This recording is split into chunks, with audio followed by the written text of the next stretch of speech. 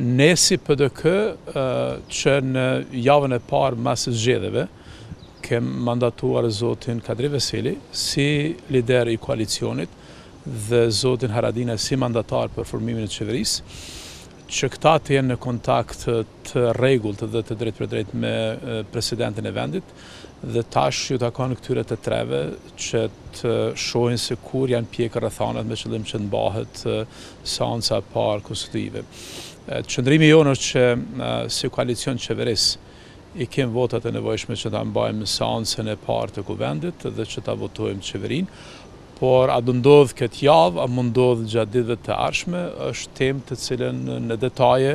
mund ta dinë edhe zoti Veseli edhe zoti Haradinaj, po mbi gjitha edhe vetë presidenti Thaçi, me që me kushtetutë i takon atij që ta bëjë hapin e parë. Si koalicion, nga ajo se sa kam kuptuar nga zoti Veseli dhe Haradinaj,